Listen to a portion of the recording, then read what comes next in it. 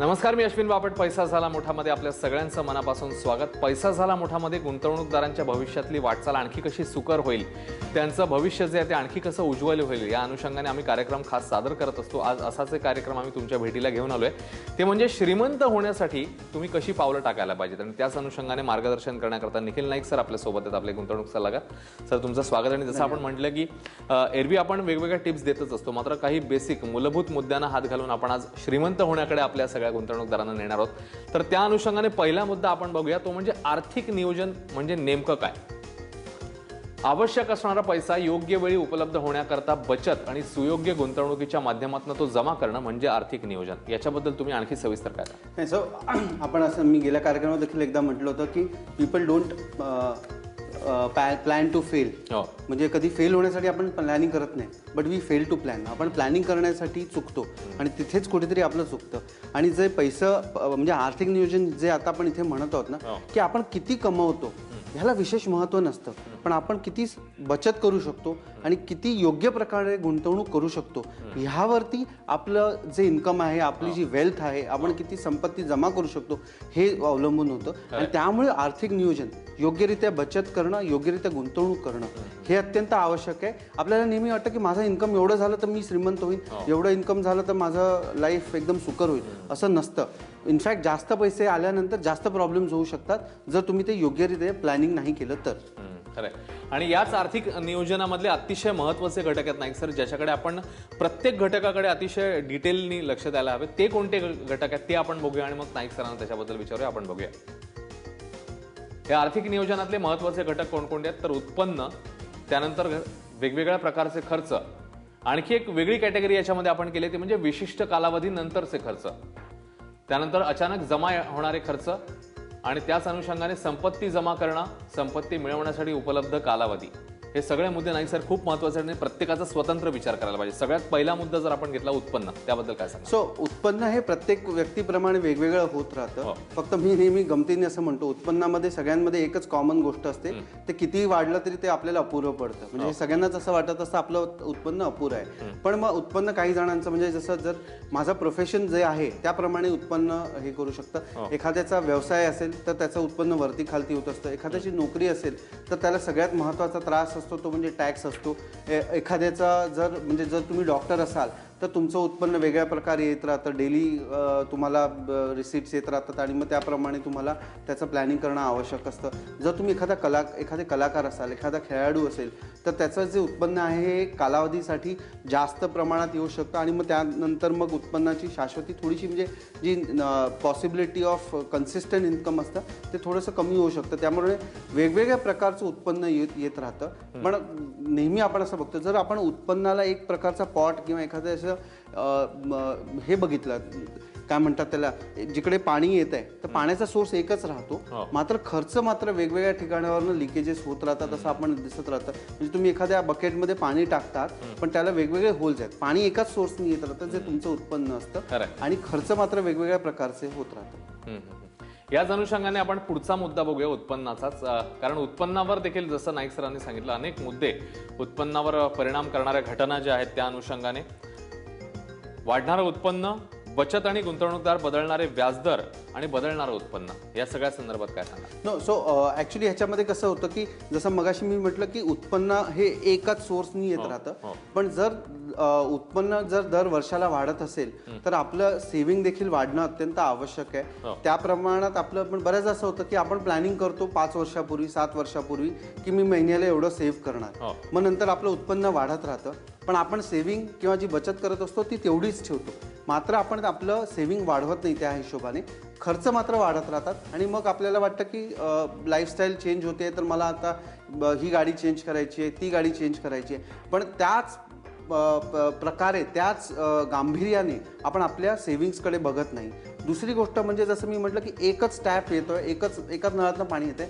जर आपण दुसरा एक सोर्स उभा केला आपल्या गुंतवणुकीचा, ज्यातनं आपल्याला अजून एक उत्पन्न येत राहील त्या बकेटमध्ये, तर मग त्या सेकंड उत्पन्नावरती मात्र बरेचशा गोष्टी अवलंबून असतात. एक वाढती महागाई, वाढते व्याजदर आणि ज्या प्रकारे इन्व्हेस्टमेंटचे ऑप्शन्स चेंज होत राहिलेत. म्हणजे मला आठवतं की आजपासून 2000 साली, एक 99-2000 साली जर आपण विचार केला तर काही प्रायव्हेट कंपन्यांचे फिक्स्ड डिपॉझिट्स 19%, 20% हे व्याजदर होते. आणि आज आपण त्याचं ते इमॅजिन देखील करू शकत नाही आणि त्या प्रकारे आपण प्लॅनिंग देखील करू शकत नाही. त्यावेळेचे जे इन्व्हेस्टमेंटचे ऑप्शन्स होते, जे IPOs मध्ये गुंतवणूक करायचे लोक आणि सडनली त्यांना असं म्हणजे IPO नंतर प्राइसेस खूप वाढताना दिसायच्या. आता तसं होताना दिसत नाही, कारण इन्फॉर्मेशन सगळीकडे झालेली आहे, व्याजदर कमी आलेले आहेत, महागाई जी आहे ती त्यावेळची जी महागाई, आजपासून 15 वर्षापूर्वीची महागाई आणि आताच्या महागाईमध्ये फार मोठ्या प्रमाणावर तफावत झालेली आहे. सो हे सगळे घटक आहेत, हे आपल्या गुंतवणुकीवरती, एकतर आपल्या उत्पन्नावर, आपल्या खर्चावरती परिणाम करत असतात आणि त्या ॲट द सेम टाइम जे आपली गुंतवणूक आपण केलेली आहे, आपला जो पोर्टफोलिओ आहे त्यावरती येणारे रिटर्न्स देखील त्याप्रमाणे चेंज होत राहतात. त्याप्रमाणे आपण डायनॅमिकली आपले गुंतवणुकीचे ऑप्शन्स चेंज केले पाहिजे. जसं मी मगाशी म्हटलं, आजपासून 12 वर्षापूर्वी, 15 वर्षापूर्वी कोणाला विचारलं असतं बचतीचा नंबर 1 ऑप्शन हा पोस्ट ऑफिस असायचा. पण आता तो पोस्ट ऑफिस व्याजदर टॅक्सेबल असल्यामुळे, सगळेच जण टॅक्सच्या ब्रॅकेटमध्ये येत असल्यामुळे तो एवढा अट्रॅक्टिव्ह असा वाटत नाही. सो ह्या सगळ्या घटकांचा आपल्याला गुंतवणूक करताना विचार करणं आवश्यक आहे. खरं आहे. या उत्पन्नाच्या अनुषंगाने एक मुद्दा मला विचारायचा आहे की आपण जेव्हा इन्कम सुरू होतं आणि तो जो पीक पिरियड असतो, खास करून जेव्हा आपण जास्तीत जास्त मेहनत करू शकतो किंवा कष्ट करू शकतो, आपलं शरीर आपलं मन ते घेऊ शकतं, पण एका पॉईंट नंतर पुन्हा एकदा ती क्षमता जी आहे ती थोडीशी उतरणीला लागते. तर मग ते प्लॅनिंग कसं करायचं? कारण त्या पर्टिक्युलर पीक पिरियडमध्ये जास्तीत जास्त आपण जी आहे ती कमाई करण्याच्या दृष्टीने आपण वाटचाल तर करायला हवी, तर ते कसं गणित सांभाळायचं? अश्विन, फार एकदम महत्त्वाचा प्रश्न तू विचारलायस. आणि बऱ्याचदा असं होतं की आपण जेव्हा इन्कमच्या पीकला असतो, इन्कमच्या हायेस्ट लेवलला असतो, तो साधारणतः एज आपलं असतं 40च्या आसपास आपण पीकला पोहोचतो, कारण आपण चांगली मेहनत करू शकत असतो, तेव्हा आपण आपल्या करिअरच्या बेस्ट टाईमला असतो, इन्कम देखील बेस्ट असतं, खर्च त्या मानाने कमी असतात कारण मुलं लहान असतात, त्यामुळे थोडासा खर्च एक मोठा होतो की घर नवीन घेण्याचा आपला बऱ्याचदा EMI सुरू झालेला असतो. पण ह्याच वेळेला आपल्याला प्लॅनिंग करणं अत्यंत आवश्यक आहे. ह्याच वेळेला, कारण ह्या वेळेला एक असं असतं ना की कधी आपल्या आयुष्यामध्ये उतरण येईल इन्कमला, हा विचार आपण करू शकत नाही. कारण गेली 5 वर्ष आपलं इन्कम वाढत असतं, 5-7 वर्ष, दर वर्षाला 15-20%, 25% इन्कम वाढत असतं, आपले खर्च, आपलं लाईफस्टाईल इम्प्रूव्ह होत असते. त्यामुळे आपल्याला असं वाटतं की हा बेस्ट टाइम, ही पार्टी कायम चालू राहणार आहे. आणि ह्याच वेळेला आपल्याला थोडासा विचार करणं आवश्यक आहे. यावेळेला आपण रिस्क देखील घेऊ शकत असतो, आपण जॉब स्विच करू शकतो. पण 50शी आली की आपण जॉब स्विच करू शकत नाही, खर्च वेगळे होतात, कारण मुलं, कॉलेजचा खर्च जो असतो फार मोठा झालेला असतो, कुठेतरी हेल्थ रिलेटेड इश्यूज असतात, त्याचे खर्च देखील सुरू होतात, रिटायरमेंटला 10 वर्ष राहिलेली असतात. सो सिच्युएशन पुढच्या 10 वर्षात एकदम चेंज होऊन जाते. त्यामुळे ह्याच वेळेला आपण अत्यंत प्लॅनिंग करणं आवश्यक आहे. जसं आपण मला असं वाटतं की ह्या पीक पिरियडला आपलं जसं इन्कम सगळ्यात जास्त असतं, त्याच वेळेला आपलं सेव्हिंग्स, आपलं इन्व्हेस्टमेंट हे पीकला जाणं अत्यंत आवश्यक आहे. अशा रीतीने सेव्ह केलं पाहिजे. आपण एक लक्षात घेतलं पाहिजे, आपण एक 40शीला आल्यानंतर ना आपण 25शीला कसे होतं हे बघितलं पाहिजे. 25शीला आपले खर्च वेगळे होते, आपण छोट्या रकमेमध्ये देखील, छोट्या उत्पन्नामध्ये देखील आपण आपलं ओव्हरऑल घर चालवत होतो, आपण खुश असायचो. तर तेच लक्षात घेऊन थोडंसं मला असं वाटतं की जेव्हा आपण पीकला असतो ना, तेव्हा जास्त केअरफुल राहणं अत्यंत आवश्यक आहे. जेव्हा म्हणजे क्रिकेटमध्ये म्हणतात ना की जेव्हा एखादा खेळाडू फॉर्ममध्ये असतो आणि त्याचा फॉर्म पीकला असतो, तेव्हा त्याने थोडंसं केअरफुल राहणं आवश्यक आहे. तर हे लक्षात घेतलं पाहिजे. आणि मला असं वाटतं की हा जो तू मुद्दा रेज केला आहे, हा सगळ्यात सिंगल इम्पॉर्टंट मुद्दा असू शकतो आपल्या इन्व्हेस्टमेंट्समध्ये आपण सक्सेसफुल होण्यासाठी. खरं आहे. आणि त्या अनुषंगाने त्या एज ग्रुपमध्ये जसं नाईक सरांनी सांगितलं की जास्त कॉशियस राहून थोडीशी आणखी अतिरिक्त सावधानता बाळगून तुम्ही तिकडे थोडंसं ते प्लॅनिंग नीट केलं पाहिजे. याच अनुषंगाने आणखी काही मुद्दे देखील आहेत. तिकडे एक छोटासा ब्रेक घेतोय, लगेच परत येणार आहोत. पाहत राहा ABP माझावर, पैसा झाला मोठा.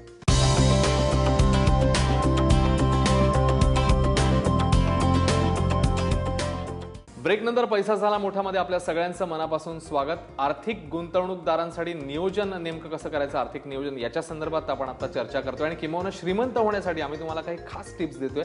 नाईक सर आपल्यासोबत आहेत. तर नाईक सर, आपण उत्पन्नावर बोललो, पण खर्च जे आहेत त्याच्याबद्दल देखील आता आपण प्रकाश टाकूया आणि त्या अनुषंगाने बोलूया. आपण बघूया.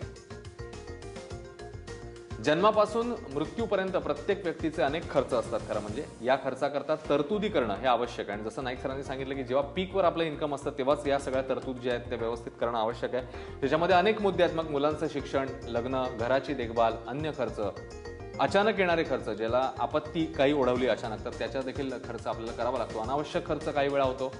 आकस्मिक मृत्यूने निर्माण होणाऱ्या आर्थिक गरजा, हे सगळे महत्त्वाचे मुद्दे नाही सर, खूप क्रुशल आहे ते. प्रत्येक मुद्दा क्रुशल. ॲब्सोल्युटली. म्हणजे जेव्हा आपण करिअर सुरू करतो, जेव्हा आपण समजा 35ला आज आपण असू किंवा आणि that is the average age, म्हणजे 30 ते 35 मध्ये जास्तीत जास्त लोक आहेत आपले भारतामध्ये.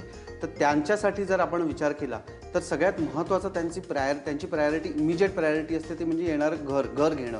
सर्वात प्रथम एक लक्षात घेतलं पाहिजे की शून्य, आपण जेव्हा आपण अभ्यास करत असतो ते 25 ते 27 वर्षापर्यंत, म्हणजे डॉक्टरसाठी 27-28 वर्षापर्यंत आपण अर्न करत नाही. त्यामुळे फायनान्शियली आपल्याला तसं काही खर्च जे येत असतात ते बऱ्याचदा पेरेंट्स घेतात. 28 नंतर खरं आपलं आयुष्य आर्थिकदृष्ट्या सुरू होतं. आणि मग पहिला गोल असतो की घर, आणि नंतर मग घर जे झालं, घर आणि लग्न हे दोन महत्त्वाचे गोल्स आपल्या समोर असतात.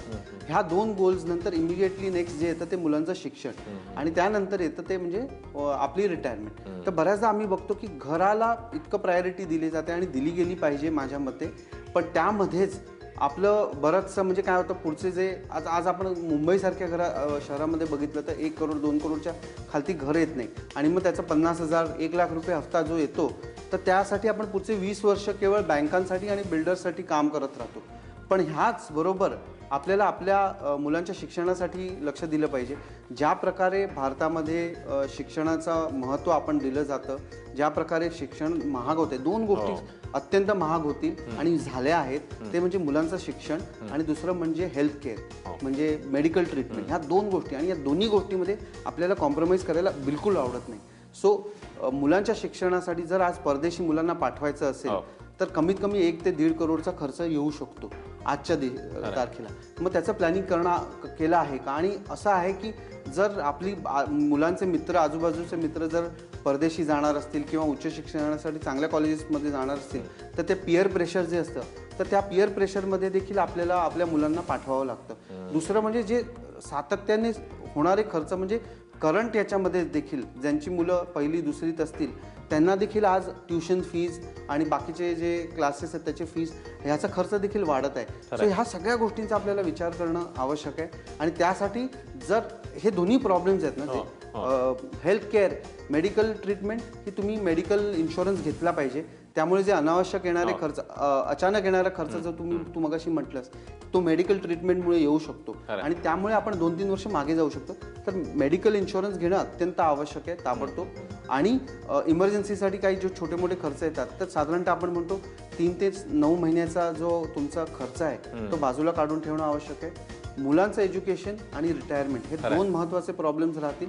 आणि हे जर आपण योग्यरित्या प्लॅनिंग, सेव्हिंग नाही केलं तर ते सॉल्व्ह नाही होणार, ते तसेच राहतील. सो ते करणं अत्यंत आवश्यक आहे. आणि आपल्याकडे सगळ्यात मोठा ॲसेट आपल्या जनरेशनकडे आहे तो म्हणजे वेळ, टाईम.